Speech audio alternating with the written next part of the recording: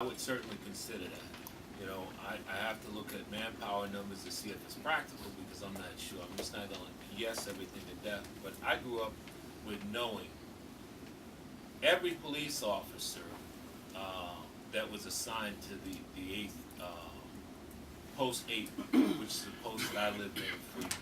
Because the same officers were there every day. You knew their days off. You knew who was going to replace them. You knew them by name. They knew you by name.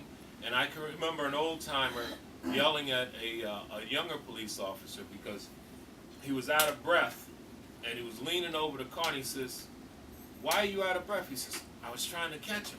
He said, "If you really did your job, you would know where he lived, and you just go to his house and wait for him." Because you're supposed to know your community. But the problem is that many of these officers that we have in our communities, or throughout Nassau County in that respect, didn't take the job because they really wanted to be a police officer. It's because it's what was available at the time. And in many cases, they were willing to take the fire department or the police department, depending on which came first, because of two reasons. One, it's got a hefty salary after 7 years, and the hours of overtime are always going to kick in for you, and they can be man-made at times. And two, 20-year retirement. How sweet is that if you start a job at 22 years old, knowing that at 42, you're done? That's not a bad deal if you make it.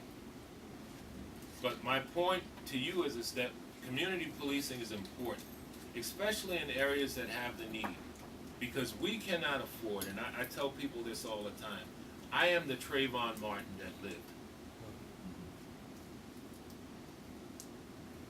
You understand where I'm coming from with that? And it's my responsibility to take care of the younger Trayvon Martins. Because I can do this. I'm a real public official for our people. And our people meaning everybody. There's no color variation here. I've taken care of everybody in the Freeport community.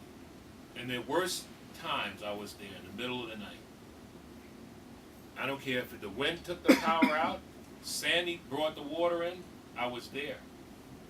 And every time they looked around, I was there. Because that's the job. But community policing is so important because we cannot afford to have anyone else murdered by our police in cold blood. And